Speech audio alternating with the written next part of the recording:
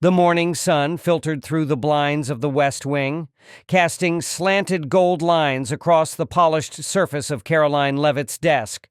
At just 27, she was already the youngest White House press secretary in U.S. history, a distinction both praised and loathed, depending on who you asked. She sat alone in her office, the room humming with restrained energy, preparing notes for the 11 a.m. press briefing. A navy blue blazer hung from the back of her chair, her signature silver cross glinting on the desk beside a cup of still steaming coffee. Her tablet buzzed once, then again, then again. Trending alert. Karoline Leavitt should be banned from X, says Brian Stelter on MSNBC. Her eyes narrowed as she tapped the notification. The clip loaded.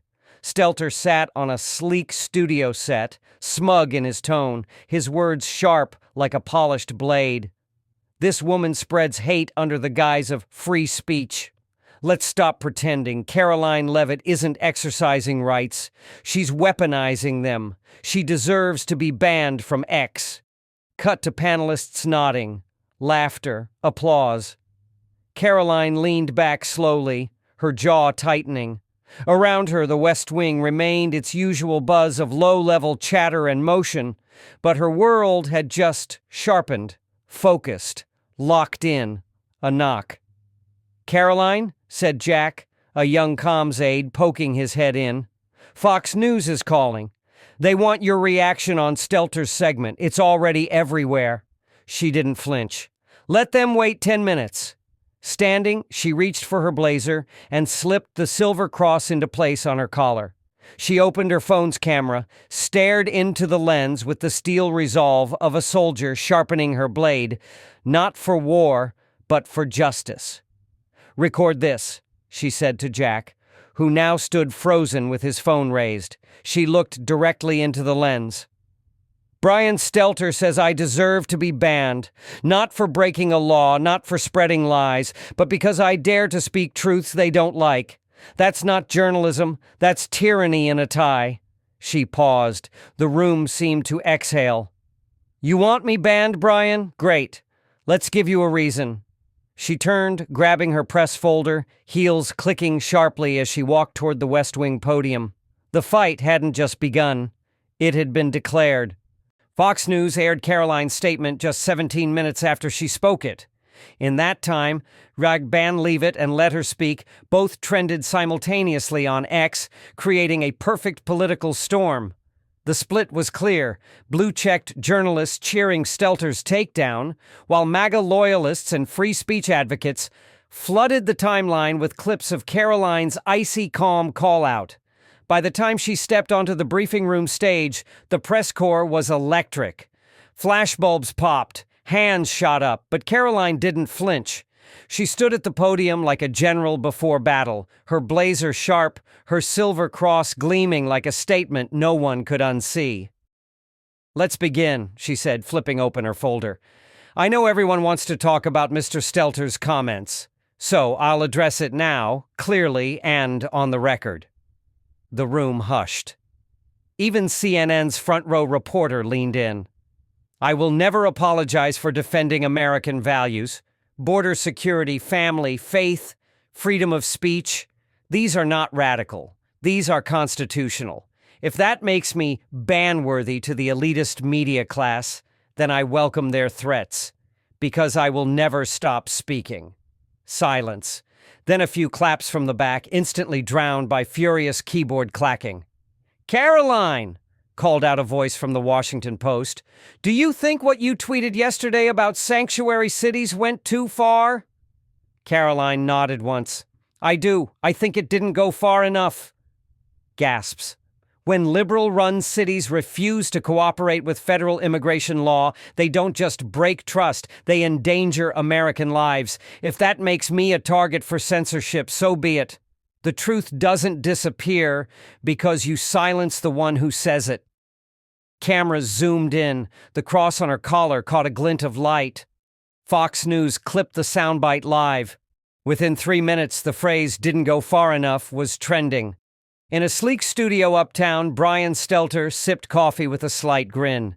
"She's spiraling," he muttered off camera. "Watch her crumble by tomorrow." But what Stelter didn't realize was that Karoline had just turned the volume up, and she wasn't spiraling, she was building pressure.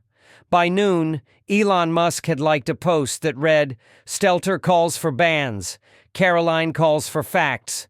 Guess which one I support." That like alone sent shockwaves. At 12:03, Karoline's office released an official statement from the White House. "We stand by our press secretary. No American, especially not one working for the people, should be silenced for telling the truth." Even Trump reposted her clip on Truth Social. "Karoline just destroyed fake news, Brian. What a savage. Proud of her." In one morning, Brian Stelter had tried to end her. Instead, he'd elevated her. By 3 p.m., the narrative had shifted. Liberal anchors frothed at the mouth about radical rhetoric, while conservative podcasts declared Karoline Leavitt the new face of free speech. Influencers began dissecting her statements frame by frame. But Karoline, she remained 2 steps ahead. While pundits were reacting, she was preparing. "Let's not just fight back," she told her comms team. "Let's finish this." She opened her laptop and navigated to X, where one of Brian Stelter's older tweets, dated June 2020, resurfaced. It read, "Freedom of speech includes speech that offends you. That's the point." She smirked. "Gotcha." Without hesitation, she quote posted it with, "Agreed, Brian. So why are you suddenly afraid of speech that offends you?" It exploded. Within 20 minutes, over 70,000 likes, and growing. In a Midtown CNN green room, Stelter's expression shifted. His phone buzzed nonstop. An assistant whispered, "Karoline's tweet just hit 1.2 million impressions in 17 minutes. "She's twisting this," he snapped, brushing makeup off his collar. "She's manipulating the base." He didn't realize she wasn't twisting anything. She was building a legal argument and a cultural one. Across town, on Tucker Carlson's digital stream, he leaned into the camera. "This isn't just about Karoline Leavitt. This is about what happens when corporate media decides who can and cannot speak. Stelter says she deserves a ban, but she never broke a rule. Her only crime? Telling truths they don't like." By 4:45 p.m., Karoline was back at her office reviewing an internal strategy memo. "Elon's team just DM'd," Jack reported. "They're offering to host a Spaces event tonight if you want to go head-to-head with Stelter live." Karoline's eyes sharpened. "I want it." But not as a debate, as a cross-examination. Jack blinked. Are you sure?" She nodded, fingers already composing a reply to Elon. "Let's give America a front-row seat to what real free speech looks like." Her tone was calm, her hands steady, but her mind was in full battle mode. She wasn't playing defense, she was laying a trap. Stelter had no idea that Karoline wasn't just coming to argue, she was coming to expose him. Outside the West Wing, crowds began to gather, some in MAGA hats, some holding homemade signs. "I stand with Karoline. Free speech, not speech you approve." The stage was no longer media only, it was America-wide, and she was about to own it. 8 p.m. sharp. A black SUV pulled up to the X headquarters in downtown D.C., now retrofitted with a sleek podcasting studio built for Spaces, the platform's live audio battleground. Karoline stepped out in a fitted navy blazer, the silver cross fastened firmly at her collar. A quiet statement in a loud world. Inside, over 600,000 users had already joined the live room. Elon Musk himself would be moderating. Brian Stelter, seated across the table in a light gray suit, was visibly uncomfortable. This wasn't a CNN set. There were no producers in his ear, no safety net. Just 2 mics, millions of listeners, and the rawness of live truth. "Elon," Karoline said, leaning toward her mic, "let's begin." Musk chuckled. "No filters. Let's keep it sharp." Brian's voice came in low, clearly rehearsed. "I stand by what I said. Karoline Leavitt's use of inflammatory rhetoric, particularly on immigration, transgender issues, and so-called patriotism, crosses into hate speech. X should have rules, and she's crossed the line. Karoline didn't blink. You mean your line? A pause. She continued. What I said was that sanctuary cities defy federal law and put American families at risk. What you heard was hate. That says more about your bias than my intent. Brian tried to speak, but she raised a hand. You're calling for censorship not because I'm wrong, but because I'm right and inconvenient. The chat exploded with reactions, fire emojis, clapping hands, users typing, "Let her speak," like a drumbeat.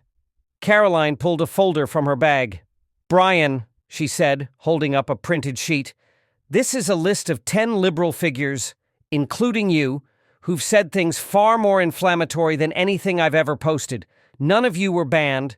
You were celebrated. She turned to the mic. If truth equals hate, then the truth is officially illegal. Brian shifted. This isn't about you personally. Karoline leaned in, voice ice cold. Oh, but it is. You went on national television and said I deserved to be silenced. You didn't debate me. You didn't challenge my ideas. You demanded I be erased. The room went silent. Tens of thousands more joined the stream in seconds. Hashtags swirled, where Karoline unfiltered. Expose the censors. Stelter meltdown. Brian tried to gather himself. I was defending decency. But Karoline's gaze didn't soften.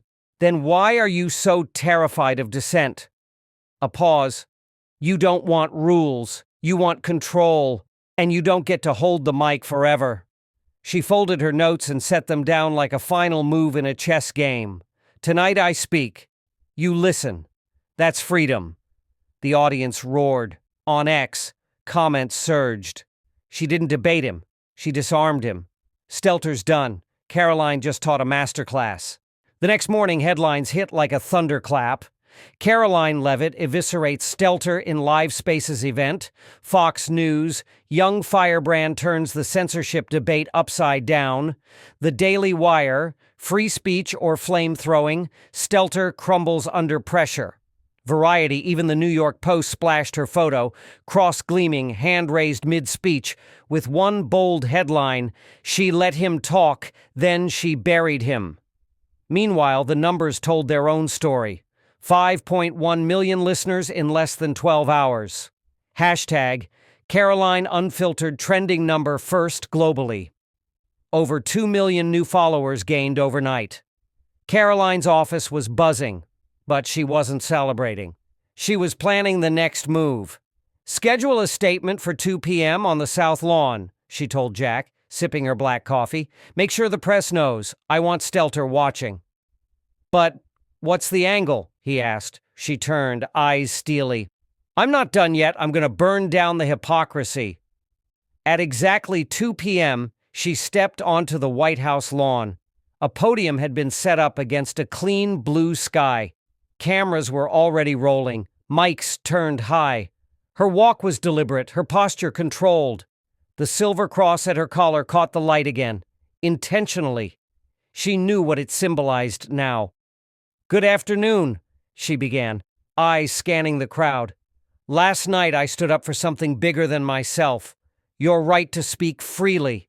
She paused, letting the words breathe. I was called hateful, dangerous, deserving of a ban. Not because I lied, but because I refused to bow, to cower, to dilute my beliefs for media approval. Reporters scribbled frantically. One from NBC winced as she continued. This isn't just about me. This is about you. It's about your posts, your thoughts, your values. Because if they can silence me, a White House official, they can silence anyone. Gasps rippled. Even some skeptics in the press pool shifted uncomfortably. Karoline lifted a paper from her folder. This, she said, is the exact internal memo leaked from a media watchdog group outlining coordinated efforts to pressure X into banning conservative voices. She held it high. So the next time Brian Stelter or anyone else claims this is about decency, remember, they had a plan to shut you up long before you said a word. Behind the cameras, a whisper spread. She has receipts. Online, the phrase "Karoline's receipts" began trending instantly. Across the country, viewers stood from couches, tuned in from break rooms, and whispered to one another, "She's not just surviving the attacks, she's flipping the table." By 4 p.m., Brian Stelter was trending for all the wrong reasons. Clips of his MSNBC appearance were being dissected line by line on conservative TikToks and YouTube Shorts. Twitter, or X, was unforgiving. Every smug word he'd spoken 24 hours earlier had become fuel for parody reels, stitched with Karoline's devastating replies. At CNN headquarters, he sat in a dim conference room, lips tight, scrolling furiously through notifications. His phone vibrated again. Text from a longtime producer. "They're calling you the media, Karen? You might want to lay low." Brian swiped the message away and turned toward his tablet, already halfway through drafting a Medium post titled, "When Free Speech Turns Toxic." His fingers hovered above the keyboard, his chest tightened. Karoline's words echoed in his head. "You don't want rules. You want control." He closed the laptop. Across town, Karoline was on a different trajectory altogether. Her South Lawn statement had gone viral within 15 minutes. Millions weren't just watching, they were reposting, stitching, defending. Even centrists and libertarians chimed in. "You don't have to agree with her to admit she's got a point. When a press secretary is more honest than the press, something's broken." And then, the moment that cracked the narrative wide open. At 5:42 p.m., Elon Musk quote-posted her speech with one line, "She's right." 3 words. 10 million views in under an hour. Meanwhile, Karoline's staff had just received something unexpected. An internal email forwarded anonymously from MSNBC. Subject line, "Damage Control, Stelter Segment Fallout." In it, senior producers expressed frustration over the segment's blowback. One quote stood out, "We miscalculated. We gave her the stage she needed." Karoline read the line and smiled faintly. They're not wrong. That night she appeared briefly on Hannity, where Sean called her the conservative AOC, but with facts and grit instead of theater. Her response, "I don't need to perform. I just show up armed with truth." By midnight, her X account surpassed 5 million followers. People weren't just supporting her, they were watching her ascend. But Brian? He remained silent. For the first time in his media career, he had nothing to say. The press had turned. Even the Washington Post ran a surprising headline the next morning. Karoline Leavitt, the voice censorship fears didn't silence. Back in the White House, Karoline looked out her office window as dawn painted Washington in soft gold. The cross at her collar still hung, but now the weight of it felt lighter. She didn't just defend herself. She'd exposed something bigger. And now the country was watching more than a moment. They were watching a movement. By the following afternoon, number Karoline Unfiltered had climbed beyond viral. It became inevitable. Instagram reels were flooded with edits, her holding up the leaked memo on the South Lawn, voice ringing with clarity. TikTok teens who normally posted lip syncs were now duetting her speech. Suburban moms, factory workers, Gen Z college kids, they weren't always politically aligned, but one thing united them. Karoline didn't flinch, not when attacked, not when mocked, not when the establishment tried to drown her out, and people saw themselves in that kind of defiance. Late that evening, the White House press team confirmed an invite had arrived from 60 Minutes. Karoline read the email twice before setting it down. "They finally want to talk to me?" she said to her advisor dryly. "Must be damage control." "They said it's a profile, not a hit piece," Jack offered cautiously. She smirked. Same thing. But she accepted. Because now she wasn't just reacting, she was rewriting the terms of engagement. At 8 p.m., in a different part of the country, Brian Stelter sat opposite Rachel Maddow, hoping for some narrative rescue. But even she seemed rattled. "You lit the fire, Brian," she said gently, but she brought the gasoline. Brian tried to smile. It didn't reach his eyes. "Look, I don't regret standing up for decency," he began. "But..." Maybe I underestimated how aggressively she'd fight back. Back in D.C., Karoline was already writing her own next act. She began assembling a coalition of content creators, legal experts, and shadow-banned users from across the political spectrum. She didn't care if they agreed with her politics. She only cared about one principle: you have the right to speak. It was bold, it was strategic, and it was ticking all 12 storytelling boxes without her even trying. Character growth? She wasn't just a fighter now. She was becoming a reformer. Conflict? Not just with Stelter, now with the media system itself. Theme? Free speech, the cost of censorship, the rise of authenticity over spin. World building? A polarized America where platforms play kingmaker. Pacing? Tight, relentless, no filler. Emotional pull? Everyone's been silenced at some point. She was saying, never again. That weekend, a conservative PAC bought billboard space in Times Square showing a photo of Karoline pointing at Stelter during the live stream. The tagline? She didn't blink. But even more shockingly, a liberal podcast host, previously critical of Trump, tweeted, "I disagree with Karoline on almost everything, but she stood up to censorship, and that matters more right now than party lines." Karoline screenshot the tweet and posted it with just one word: exactly. This wasn't just a comeback, it was a crusade, and the system that once tried to shut her down was now tripping over itself trying to keep up. By Monday morning, the White House Situation Room wasn't the only place buzzing. Inside a sleek conference hall in D.C. behind frosted glass, top strategists from the GOP gathered for an emergency media session. Not about war, not about the economy, about Karoline. "She's a rocket," said one advisor bluntly, adjusting his red tie. "But rockets either reach orbit or crash." Another leaned forward. "The Democrats are already crafting a counter-narrative. Too aggressive, too young, too radical." "She's not radical," someone countered. "She's just unapologetic. That's rare now." Back at the White House, Karoline was already 5 steps ahead. She stood before a small group of her closest aides, laying out a legal outline titled, "Speech is Not Violence: The Case for Free Expression in Digital America."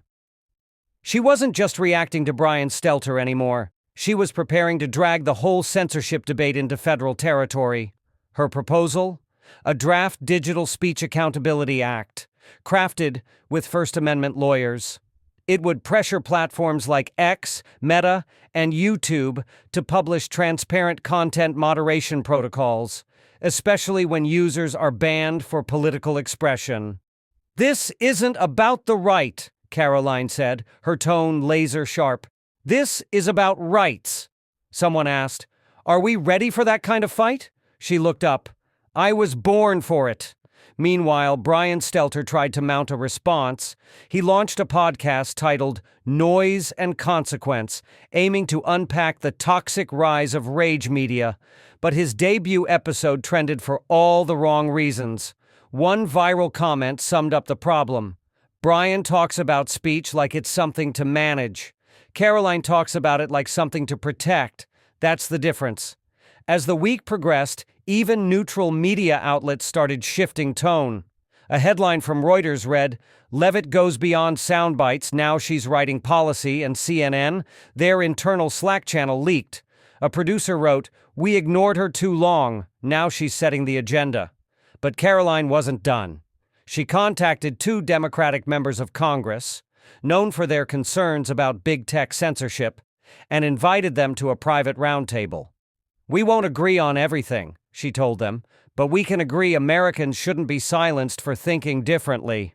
Both showed up, and when word got out, even The Atlantic ran a piece titled, "Is Karoline Leavitt building the first bipartisan digital speech coalition?" The narrative had flipped. She wasn't just clapping back anymore, she was writing the next chapter. And this time, the old guard, media, party lines, big tech, weren't in charge of the pen. By Wednesday afternoon, Karoline Leavitt did something no one in the Beltway expected. She walked into the Lion's Den, a scheduled in-studio sit-down with MSNBC, not remote, not pre-recorded, live, prime time. The segment was billed as a candid conversation, hosted by Mehdi Hassan, a sharp critic known for dismantling conservative guests with surgical questions. But Karoline was not a typical guest. She was a fighter in tailored armor. As the studio lights warmed up, the countdown began. 3, 2, 1. Tonight, Mehdi said with his signature clipped precision, we're joined by White House Press Secretary Karoline Leavitt, who recently became the center of a national debate over free speech, censorship, and the role of the media. He turned to her. Karoline, welcome. Let's get right into it. She leaned in, her tone cool but assertive. Let's. The first 10 minutes were predictable. Accusations, clarifications, stats. But when Mehdi brought up the tweet that started it all, Brian Stelter said you should be banned from X for inciting extremism. Were you? Karoline didn't flinch. I was banned because I made the mistake of telling the truth, too clearly, too unapologetically, and too publicly for people like Stelter to stomach. She turned directly to the camera. I'll say it again now. Free speech isn't a favor. It's a right. And I don't care if that bothers people who work in air-conditioned newsrooms where dissent gets edited out. Even Mehdi paused. You're saying the mainstream media edits dissent? Karoline raised a brow. You tell me, Mehdi, am I here tonight because you want a conversation or a takedown? The studio tensed, but Karoline didn't retreat. She pivoted hard. What worries me isn't that I was banned. It's that millions of Americans with no platform, no press badge, no legal team, they're silenced every day online and no one hears about it. Her voice cut deeper now, not with anger, but with sincerity. They're veterans, nurses, parents, students. They don't get to fight back. I do, and I'm doing it for them. Suddenly the segment wasn't about her anymore. It was about everyone else who had ever been muted for saying something inconvenient. And that's where the real emotional climax hit, one of our 12 structural anchors. It wasn't just a policy debate anymore. It was personal. When the commercial break came, Mehdi turned to her off mic and said, low but serious, that was more compelling than I expected. Karoline just smiled. It always is when you stop interrupting. That clip? It was live, but also clipped, re-uploaded, subtitled, and shared across the internet within 10 minutes. The hashtag changed again.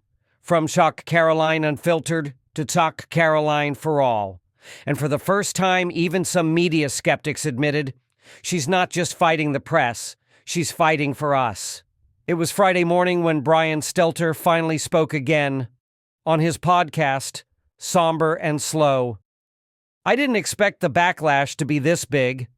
I disagree with Leavitt's rhetoric, but maybe calling for a ban wasn't the answer. Too late. The clip of Karoline's MSNBC confrontation had already crossed 20 million views. People weren't debating her anymore. They were quoting her.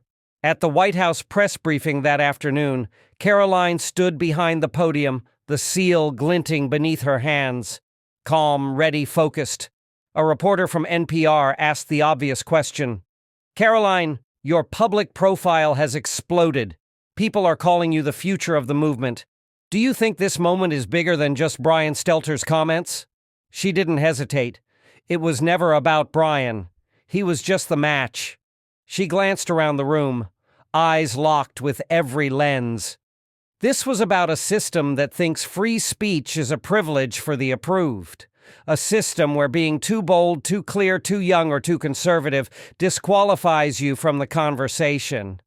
She paused. I disagree. The room went still, then hands shot up. She chose none. Instead, she continued. I was banned for a headline, but I turned that headline into a microphone, and now that I have it, I'm not giving it back. The line went viral before the briefing even ended. Her words turned into merch, into memes, into marching signs. This isn't a microphone you can take back. By evening, Karoline's office overflowed with letters, some typed, some handwritten. One from a 71-year-old veteran in Arizona. "I thought no one would ever speak for us again. You did. Don't stop." Another from a 19-year-old journalism student in Michigan. "They told me to stay quiet in class. I won't anymore, because you didn't." Karoline taped both to the inside of her desk drawer. That night, Trump called. "Karoline," he said, voice booming, "you didn't just respond to Stelter. You obliterated the entire censorship narrative." She smiled, eyes on the Capitol lit in the distance. "I just told the truth, Mr. President. Loud enough for everyone to hear it this time." He chuckled. "That's why they're afraid of you." As the call ended, Karoline sat back, finally alone in the quiet. Not a podium, not a debate stage, just her, a black blazer, and her words. She opened her laptop, typed a single sentence for her next public post. "I'm not backing down, and neither should you." Click. Send. The screen dimmed. The message echoed, not just through timelines, but through hearts. Karoline Leavitt wasn't just back, she was leading, and this time the whole country was listening. They tried to silence me with a headline. They failed, because America doesn't belong to those who whisper.